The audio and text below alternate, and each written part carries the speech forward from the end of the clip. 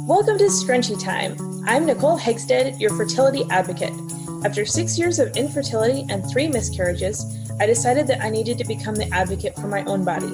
If you're exhausted from struggling to get pregnant and want to know more about how I can help, check out my website at www.nicolehegstead.com. And I'm Bee Wild, speaking up for children in a world where mental and physical health of the next generation is being disregarded. I'm here to dish out the tough love truths that we need to wake up to as parents and Christians. If you're fed up with mixed opinions and ready to advocate for your own child, check out my website at www.thebewildlife.com. Put your hair up and pay attention while we discuss today's hottest topics concerning female hormones and healthy kiddos. We aren't silky. We aren't crunchy. We're scrunchy. Thank you for listening to today's podcast. If you want to hear more, hit that subscribe button. And a special thank you to those who make this financially possible. To support this podcast, please follow the link in our description. Hello, and welcome back to Scrunchy Time. So, as you know, who are still listening to us, we're doing a double episode this week, double feature. So, we just finished recording. Can you tell I've been talking for a while? We just finished recording my episode on the coronavirus in kids and some medications that are up for approval, and what you can do if your child does get sick, but how the most important thing is to build your immune system in the first place. So if you have kids and you're interested in that, make sure you check out that episode first. And then now, Nicole is going to go over what this all looks like in your fertility journey and getting pregnant and all of that, and her take on it. So take it away. All right.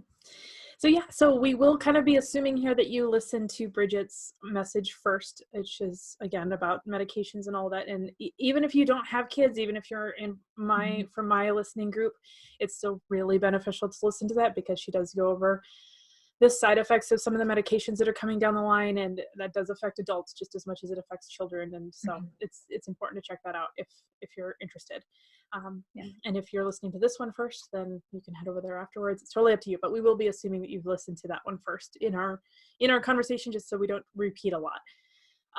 So the first thing I really want to touch on, since we're going to be talking about it from an adult's point of view, is that the statistics are not that bad. And even the CDC has come out now and said very few people are going to die from this. Like, I was actually standing in the kitchen when the head of the CDC said that, and I dropped my fork and turned around and was like, wait, what? We just shut down our entire freaking economy because... And we're still shutting down? That's the other thing.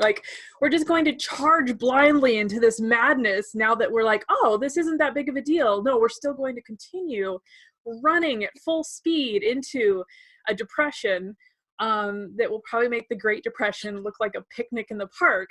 It just blows me away. And then also at the same time, I want to bring up some hope here too. I have been also blown away and astounded at the resiliency, once again, of just the human spirit, and how people are creating jobs to work from home. And so many employers are like, oh, I guess it isn't a big deal for you to work from home, which is a huge blessing in disguise. For those of us who are millennials, this is our dream lifestyle. And yep. I see there could be a lot of bad things that come from this. A lot of socialist concepts are coming into play. And I was telling my husband the other day, I've always known that we have a socialist bent in our country, but I've never understood how much until it's oh yeah, of course the government owes me money because it's not fair that I got laid off. It's not the way life works, first of all, for those of us who are adults, but second of all, I've been, but putting all of that aside, putting all of the socialism, all of the mandatory things that are making our government look like we live in Soviet Russia, really, papers, please, when you're outside, right? Take all of that, which is horrifically scary, and put it aside, and we have some really beautiful things coming up. Children are staying home with their parents and their grandparents. Families are clinging together. We're actually visiting my in-laws for these couple of weeks because we haven't seen them in over a year, and it's been such a huge blessing to spend time with them. people are, again, working from home.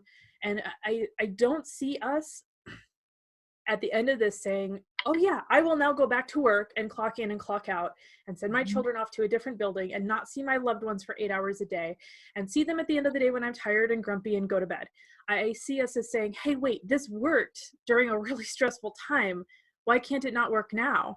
And I see our entire lifestyle possibly changing into something really beautiful, especially for our age groups, which is something that we want. This is something that, like, the van life movement is just taking off in leaps and bounds because we want the freedom to spend time with our loved ones. We only get 100 years around the sun, right?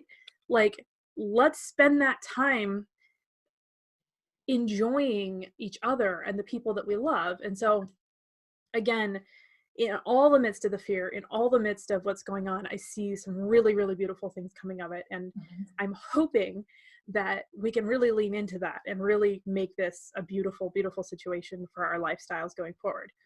However, the things that are fearful, the coronavirus is probably the least scary thing that's going on right now.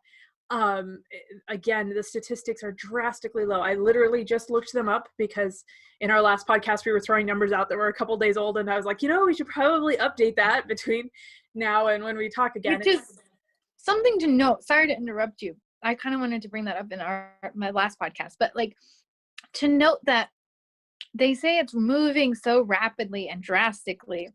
And we've talked about this in comparison to the Spanish flu, of how it, like, literally by the day numbers would change by the hour.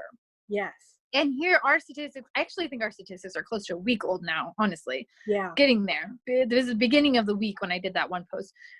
And they're not changed. They're all the same. That's not rapid. And illness moves rapidly. We are going by statistics versus actual numbers.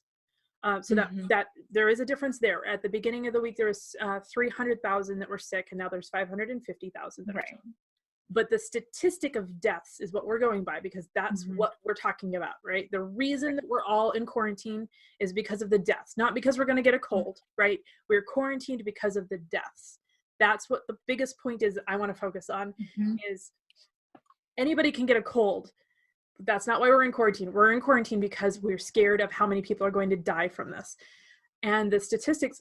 Well, honestly, I beg to differ. Like, as a society, I think we're scared of getting a cold. That could be. I don't think we are looking at the death rate. I think we're saying we're going to get sick, run. Because we're already so sick. So here's what I actually think, and I don't agree with myself earlier or with you. What I actually think is going on is that no one is scared. I think everyone wants to stay home, honestly. Like, I think we, and that this is what I'm going to be getting into more of. This is mostly what I wanted to talk about today is rest. And I'm headed into that. But I wanted to cover the statistics really quick. So we have 86,500 people who are sick, and we have 1,300 deaths so far, and our total recovered is at 1,800. And that is because it's still kind of considered relatively new in America. Our first confirmed case was January 21st. Now, I want us to take a pause there, and I want us to recognize that the very first confirmed case of the Spanish flu was on March 4th of 1990, but whatever it was, 1919 or something like that. Whatever year it was March 4th. The first man had symptoms in the morning, and by the afternoon, over 100 of his fellow officers and members of his platoon had the same symptoms, and that was the beginning of the Spanish flu. Okay, if coronavirus was traveling at the same speed as the Spanish flu, it would be horrifying, but we would also have dead bodies lining the streets. I'm just going to be flat out honest. We would have, like, if it traveled that fast, I don't care if you have a good immune system or not, there would be massive amounts of people dying because we would not have the medical like the amount of medical supplies that we would need to be treating people. It would be an overwhelming pandemic, an actual pandemic, like an actual definition of what a pandemic is, instead of what they're pretending that this is. And we would have, like, it would look like those episodes. It would be a true life-threatening disease. Exactly. It would look like those episodes of, you know, The Waltons or Little House on the Prairie, where you have like entire church floors filled with people and one doctor rushing around everywhere, right? That's what this would look like. That is not what this looks like at all, at all. And so it's really Even in Italy, where the worst cases are, it still doesn't look like that.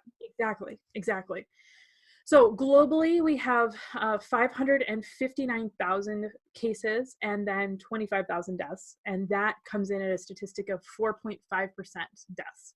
Total recovered are 128, and that's 23%. Now, if you, there's a really awesome website called Worldometers, and it's keeping track of all these numbers. And that's where I'm getting this from.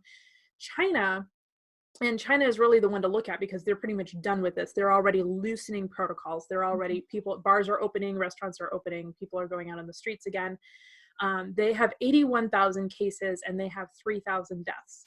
And that came in at 4% amount of deaths. Italy, again, which is the hardest, they have had the hardest amount of losses. They're at 80,000 cases and they have 8,000 total deaths, which comes in at 10%. So at the worst amount per country, you have a 10% death count. And as Bridget said in the last podcast, Italy has actually said half of the people that have gotten that already had underlying conditions that they were dying from or made them so severely ill. So if you actually look at that, half brings it back down to China's statistic. So you're looking about at a 4 to 5% death rate globally by the time that this is completely finished, according to China and Italy together. You look at their numbers, that's what the death count is going to be, is 4 to 5%. Influenza B this last year, of all confirmed cases, took 7.3%. So 7.3% of people in America alone who got influenza B and pneumonia, I believe was in that statistic, 7.3% of them died. This year, because I guess the CDC changes their statistic every year to reflect whatever is going on in the country, 7.6% would have been considered an epidemic. So influenza B was 0.3% away from being considered an epidemic this year. Let me say that again. Everybody knows how sick we've been this year, right? Influenza B was 0.3% away from being considered an epidemic this year. Do you know anyone who has died from influenza B this year? Now, the numbers of people dying from this are half that. Think about that. You don't know anybody who has died from influenza B this year. Or maybe you do. Half that number is who you're going to know who died of the coronavirus. That's what we're talking about. Now, if you live in New York, your statistics go up a lot quicker, right? Because this has basically been centralized in New York. If you live in LA or San Francisco, your numbers are going to go up a lot quicker, right? Chances are you probably know somebody who died of it. My point is, living here in the Midwest, I'm not going to know anybody who dies of this. I'm just not. Like, there's not enough people here. And so the point is, and I'm not being callous when I say that, what I'm saying is people die of the common cold every single year. People die from influenza B every single year. People die from pneumonia every single year. We do not quarantine ourselves in our houses and shut down the world's economy because people die from influenza every single year. And that is my point. My point is not, oh, big deal, people are dying. It's horrible. It is horrible that people are dying. It is really sad. But it's also sad when people die of influenza B. It is also sad when people die in car crashes. It is also sad when people die of cancer. It is also sad when we murder 9 million babies. Okay, in the last year, we have murdered 9 million babies in the last year. And in the last 3 months, no, I'm sorry, when was this released in China? October? So in the last 6 months, in the last year, we've murdered 9 million babies. In the last 6 months, 25,000 people have died from a cold. And we have shut down our economy while we murdered 9 million babies willingly. I'm sorry, I don't see the problem here. Like, I don't see where this is a problem enough to quarantine ourselves, to scare the living daylights out of every single human being on the planet, and to destroy the world's economy. It makes no sense. It makes no sense at all. So I bring that up to say that the coronavirus is the least of your fears. Whatever is coming out of this, and I don't claim to know what that is, but people are moved by fear, and the governments of the world need their people to be scared for some reason. And I have a lot of international friends, and all of them are saying as well, it's an election year here. Well, there's this going on here. Well, Hungary is trying to get out of the EU. Britain is being accused that it's because of the Brexit issue. Poland is an election year this year, and it goes on and on and on, right? Like, all these different friends of mine are like, yeah, well, I can see why politically where they're using this to scare us into doing whatever they want us to vote for, right? So I'm not claiming to know what that is. I'm not claiming to say this thing or the other here in America. All I know is it is an election year here, and something's coming. Like, they don't lock you in your house and offer to pay you money for free without expecting something in return, people. Like, I'm sorry, I'm not trying to get political, but like, the government never says, stay in your home and we'll send you a paycheck, and it turns out real well for any of those countries, right? All we have to do is look at history to know that that is a really bad situation. So the things you need to be fearing are not the coronavirus, and honestly, not even getting laid off. You need to be fearing whatever is coming from behind the paycheck that they're going to hand you for free. That's where we need to be scared. So, and it's clearly our medical freedom, because that's what's being attacked. Absolutely. And I mean, it's the same. Okay, you look at anything throughout history where an incident has happened, and then the government came along and said, here, we'll keep you safe. It always attacked the same thing. So you look at when 9/11 happened, they happened to have the Patriot Act prepared that took away your right to basically your Amanda rights, where they can tell you, I've pulled you over for this reason, or I've searching your home for this reason. Those were all stripped away from you because we had been attacked. It's the same thing. We have a health scare, and so your health freedom is going to be attacked. That's the same concept. So whatever this is that's coming, it's going to have to do with your medical freedom. Absolutely. I totally agree with that. So all of that to say, you've got all of that over here, and we're going to take all of that issue and we're going to shove it into a box, and we're going to stick it in the corner, and we're not going to talk about that, because we just proved that we don't need to worry about that right now. That's not what's on our mind. What's on our mind is you have 2 weeks off still, because they keep extending the date. You had 2 weeks a week ago, and now you probably have another 2 weeks. I know I have 2 weeks. I was supposed to start a job a month ago, and some things happened. It's a long story. And now I'm not starting till at least after April 13th. My husband isn't working indefinitely at this point. So like, we're just chilling, right, in our houses, like all of us are, and none of us really know how we're going to pay our bills. But you know what, I can tell you this is the first time in my life where I don't know how I'm going to pay my bills, and I'm not real worried about it, because nobody can pay their bills right now. And it's kind of like, well, I got a letter from the electric company saying that they're not going to turn off our electricity because we can't pay our bill.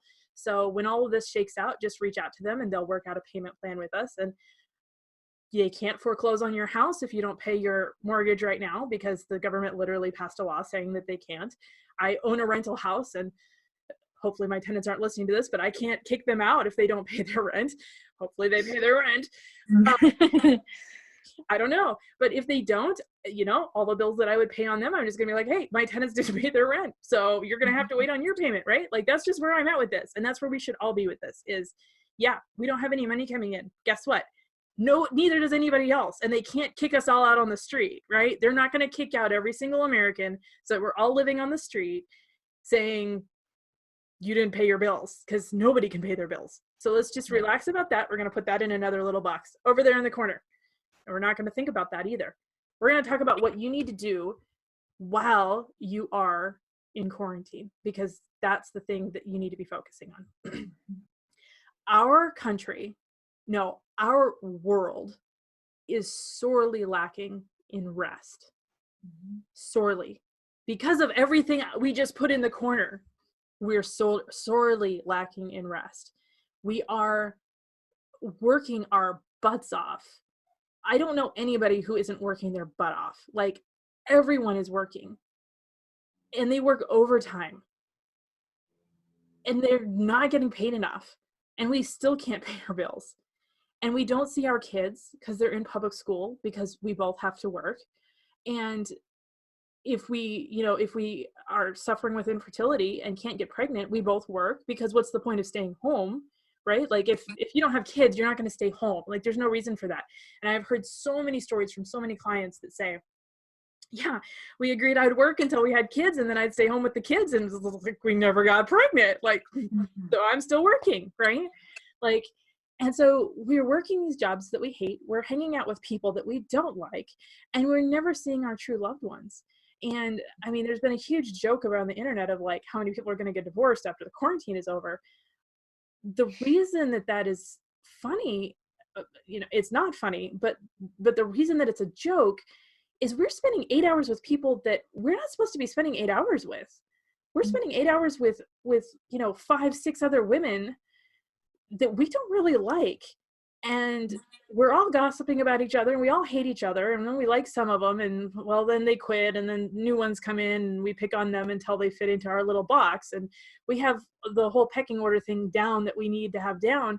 And then we go home and we climb into bed with a stranger because we spent 8 hours in a totally different social environment than what we're supposed to be spending our life in. And so I think it's very, very important to take this time to get to know your spouse again and to treat it like you're dating. I mean, you guys, like, again, this is the millennials' dream. Like, take a bubble bath, read a book on your back porch, sleep in with your husband, have morning sex. Like, come on. The reason you don't have morning sex is because you both have to get to work, right? Like, guess what? You don't have to get to work anymore, which means you can have morning sex every day. How awesome is that? I don't know if there needs to be a rating on these podcasts, but anyway, are you allowed to just say sex? I don't know what the rules are. Like, I'm pretty sure public TV is worse, so you're good. They can actually show it. I'm not showing it here. Anyway, like, eat what you want to eat, like dig into, again, read a book, study something that you want to study. I have a girlfriend whose husband, I guess, is a really good guitar player, and she knows that I'm super jealous because I've always wanted to have a husband who could play the guitar, but he is learning the Bohemian Rhapsody, and she's ready to just like shove him out into the cold and be like, go live in the woods because I don't like you anymore. But he's putting his time to good use. He apparently has always wanted to learn this, and it's a very long song, so I'm sure it's going to take him the rest of the year to figure it out. But it, like, improve yourself, and there's so much that we can be doing with this. But I think the coolest part is that we don't just get wrapped up in the fear. We don't just sit on the couch and watch the news and watch it in terror. And we don't wait for them to tell us what to do. And I think our lifestyle has been so wrapped around them telling us what to do. And I don't mean them like the government. I mean your boss. I mean the government. I mean the stoplight down the street. I mean everyone in your life tells you what to do and where to go and when to do it. And when that doesn't work, you get on Facebook, and then there's all the did you know kale does this, and did you know this pill does that, and all the things, and you are just so torn by everyone telling you, oh, you should do this and you should do that. Take this time to take control of your life, and when we come out on the other side, hang on to that with both hands and say, no, this is the lifestyle I want, whether that's working from home, whether that's one of you working, whether that's a bath once a day, whether that's morning sex every day, whether that's whatever you want it to be. Like, we were not created to work the way we're working. Our lifestyle is not conducive to the human spirit. There's a terrific quote out by Jim Carrey where he said that our world is crumbling and that people are starting to realize that our society is not conducive to the human spirit. And I cannot agree with that quote anymore. Like when I read that quote, I was like, yes, preach it, because that is exactly what I've been saying for the last 5 years. This is not sustainable. Our bodies cannot continue at this rate. And the proof of that is we've been running at this rate for 2 generations, and we're dying from it. We are literally killing ourselves. On average, men's sperm count is in half of what it used to be 70 years ago. Half. Men used to have 8 million sperm per ejaculation. Now it's at 4 million. And some of them are even lower. Like some of them are down 1 to 2 million. You want to know where infertility has come from? We are working our men to death. They are working to death. Literally. And they're not eating right because they've been told that it's manly not to eat right. They've been told that it's sissy to eat kale. And they've been taught that to be a man, you suck it up, you stuff your emotions down, and you go to work. No, that is not okay. And I don't treat male infertility, but sometimes, damn it, it just makes me angry to watch the way we've treated our men. And then we're upset because we can't get pregnant. Like there is a whole second person here in this relationship that also needs to have a healthy lifestyle and a healthy set of emotions. And it's okay to cry, and it's okay to eat kale, and it's freaking okay to eat a smoothie. Like I'm tired of all that. So feed your husband a green smoothie and tell him to cry. No, that's not what I mean. But you know what I'm trying to say. Yep. Like we need healing, and it makes me angry that it's okay for women to talk about this and it's not okay for men. And I keep saying as a nation, but I mean as the whole world right now, it's like the whole world is healing right now. I've never seen so much creativity and so much self-care and so much like just thriving, and again, human people coming together and supporting one another. It's just been so miraculous to watch people just delivering groceries to elderly people and doing like all of the things that we need to be doing as a people, as a society. And yeah, you've got your people that are scared and sitting in their houses and doing all that stuff, but like outside of that, there's this bigger movement towards something that's truly beautiful. And I really want us to hang on to that. And maybe it's because this is the lifestyle that I have cultivated in my own life to such a point that like, it's like, oh, now everybody's living just how I live. Like I work from home, you know, and like, oh, okay, everybody's finally figuring out what Zoom is. Everybody, wow, like Zoom literally cannot keep up with the amount of people that are using Zoom right now. It makes me laugh because I'm like, I've been using this program for like the last 2 years and nobody knows what it is. And now everybody's using it. So it just makes me laugh. And like, I'm not the only one that's gotten off Facebook because Facebook is just damn depressing. And nobody wants to sit around, like we can sit around on Facebook at the end of the night when we've had a really crappy day and, you know, oh, wow, this isn't as bad as my day was. So I guess that makes it better. But when we're home and it's like, hey, I could like go do something I want to do. Nobody wants to be on Facebook anymore, you know? And when we're having better days than the days on Facebook. Exactly. Like you literally are living that life where that Instagram perfect life where they show you the pictures of the stay-at-home family and you're like, how do they make money? You kind of tilt your head and look at the screen like, wait, what? I'm confused as to how this all works. You're living that life right now. Like we're all living the life that we all are looking at and going, I want that life, because you were created to have this life. The life you're living right now is the life you were created to live. We're not even supposed to be planting our fields until like 2 months from now. It's still freezing outside. You can't plant food for 2 months from now.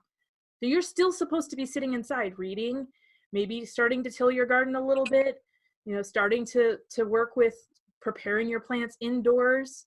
That takes an hour.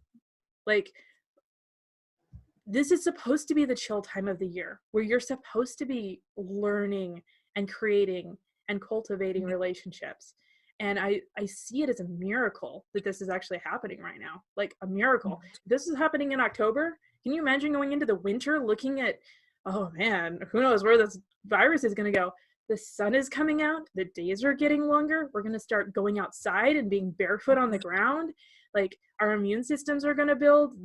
this virus will always be here, yes, but our immunities will be built to fight back against it. And it won't be a big deal. It won't be a big deal in the end. So I've rambled a lot, but rest. You need to sleep. When I stopped working at an actual check-in job and started staying home, I slept for 3 months. I kid you not, 15 hours a day I was sleeping. And I felt so guilty and I was so ashamed of myself. And I didn't tell anybody else about it, but I was exhausted. And I would go to sleep. Well, I told Bridget about it. And I was like, Bridget, I think I'm dying. Like something's really bad happening to me. And then I heard from someone else, another health coach. I was listening to a lecture of his and he said, when I quit working, man, I slept for 3 months. And I was like, that guy did too. I was like, oh, good. And he said, I thought I was dying. I went out and I wrote my will. And like, I was like, the nieces and nephews can have it all. I clearly have something. And I was like, cool. That's amazing. I slept for 3 months. He slept for 3 months because we were overworked and we were exhausted. So if you have 2 weeks off and you sleep the entire time, then sleep the entire time. You need rest. You need rest. And you need not physical rest. You need the deep emotional soul rest because your soul is tired. Everyone's soul is tired. We are inundated with stressful information, with fear. And then if that isn't enough, they make it be a bigger deal than what it needs to be. And they make it all scary. We need to turn off the news. We need to go get in a bubble bath and grab a book. And you need to let your soul rest. You need to let your emotions rest. And you need to walk away from the fear and just own it. And then after you've done that for 3 or 4 days and you actually feel like a calm human being again, and you need to look at your husband and say, I'm not going back to what we were doing before because I can't go back to what we were doing before because it's killing us and it's causing our infertility. And the reason that it causes your infertility is if you think of your hormones as a key and you think of your hormone receptors as a lock, the key that is shaped like the key lock that accepts your progesterone key, not wording that very well, the key is the same for cortisol. And cortisol is released when you are stressed, when you're scared. It is released when you have a fight or flight response. When you run into a bear in the woods, cortisol kicks in, and it's a lot like adrenaline. It is created the same as adrenaline in your adrenals. And it makes you run faster and jump higher and think better. And it pushes you to run away from the bear and to live. But the problem is you are not running away from a bear. You're dealing with your asshole of a boss who just yelled at you because you were 5 minutes late to work because you kissed your husband goodbye instead of just getting in your car and leaving. Okay? Think about that. Instead of getting in your car and making it to work on time, you stopped to kiss your husband goodbye. And because of that, you got yelled at. And now cortisol is being created in your body that fits the same lock that the progesterone is supposed to be received into, which shuts down your infertility because progesterone is no longer able to be received by your hormone receptors, and cortisol is the only thing working at that point. And that happens for a reason, because when you're running from the bear or when you're really, really stressed, you don't want to get pregnant, right? Like you're looking at a really bad harvest, a hailstorm comes and ruins everything. And you're like, man, what are we going to eat this winter? The last thing you want is to get pregnant right now. And so your body will not allow you to get pregnant when you're under a lot of stress. That's a good thing, except for the fact that we live under constant stress. And so your hormones are being shut down and you're not able to get pregnant because you're living what you consider to be a normal life, but your body considers it to be a constant hailstorm on your harvest, a constant running into the bear on a path. And so now you can't get pregnant because you kissed your husband goodbye. This is not a conducive lifestyle. This is not a sustainable lifestyle. So we need to walk away from that. And we need to say, clearly we've made this work for a month. Clearly this is working. So what do we need to do to make this continue to work? And you need to make that work for you, whatever that looks like. And that will look different for every family, for every couple, for every community, for every country. It will look different. It will be completely different. It's bio-individuality. And we need to stop fitting into a box of society. We need to stop clocking in and clocking out. We need to stop saying, okay, I fit into the drone that goes there. and we need to step away from that. And you guys, we're millennials. Come on, we're known for not fitting into a box. Like, I know I totally sound like a millennial right now, and I'm not even going to apologize for it, because there is a new age coming. And I don't mean like Brave New World or anything like that. I mean the reign of the millennials. And we have to we see the problem.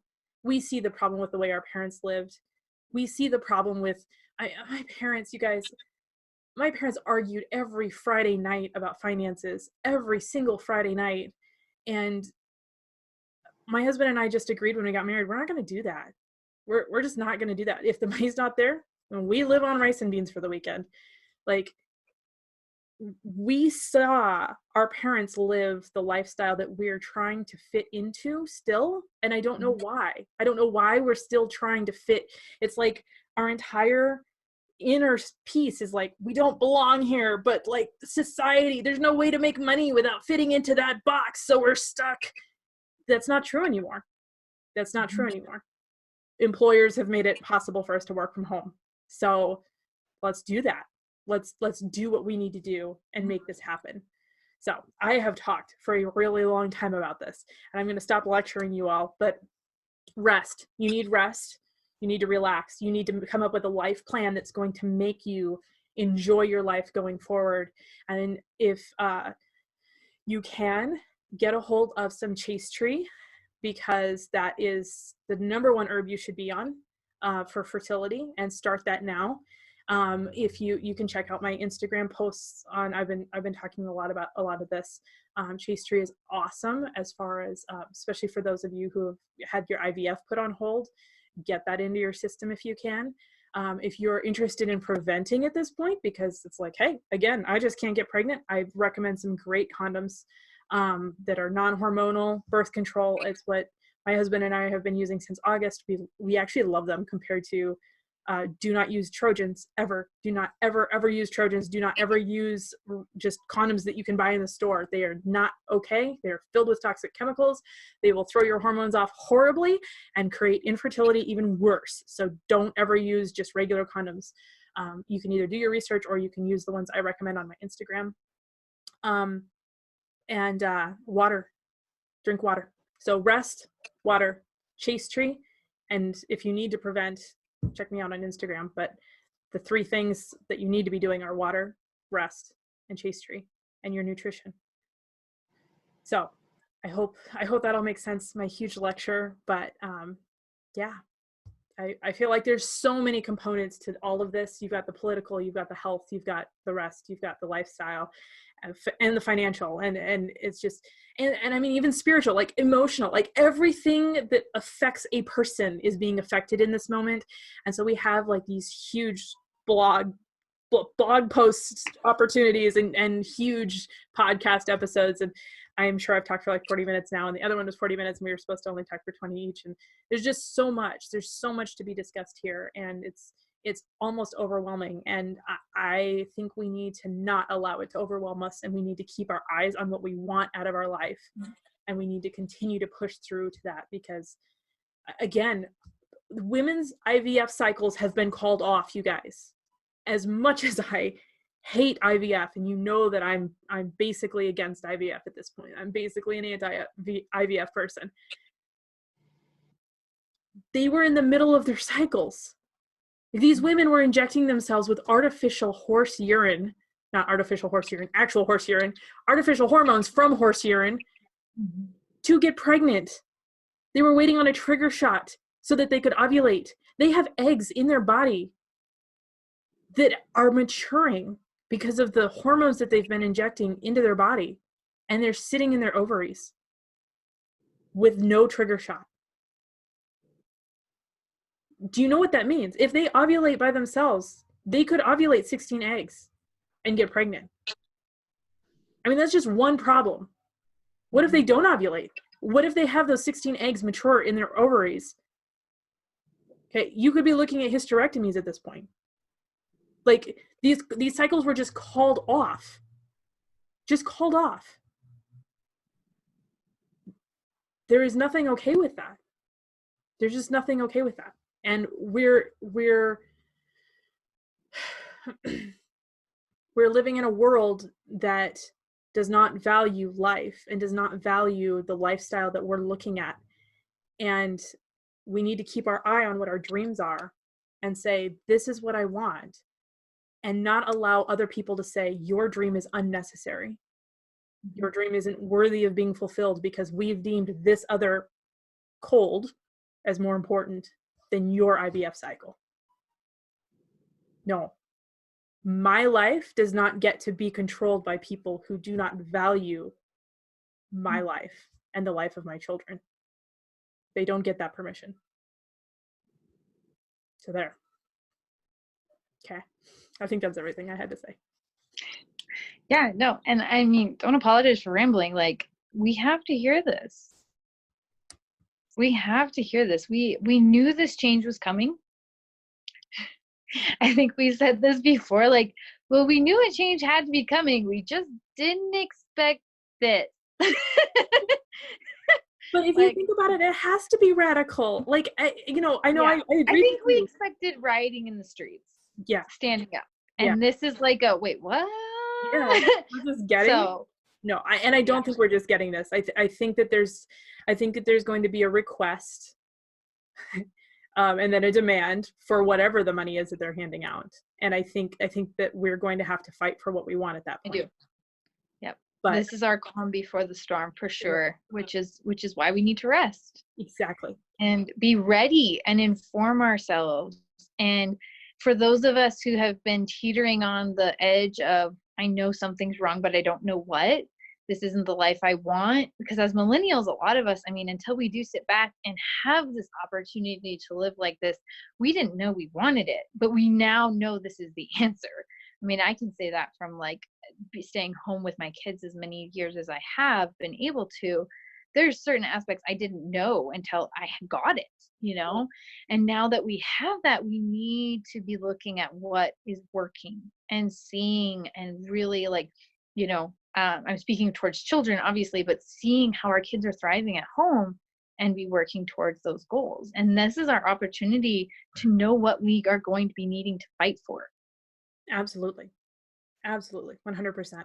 I agree with you. I as you know, I've worked from home for the last year and a half. And I did not, like, I had always known I wanted to live that lifestyle, but until I actually lived it, I did not realize, wow, like, this is why.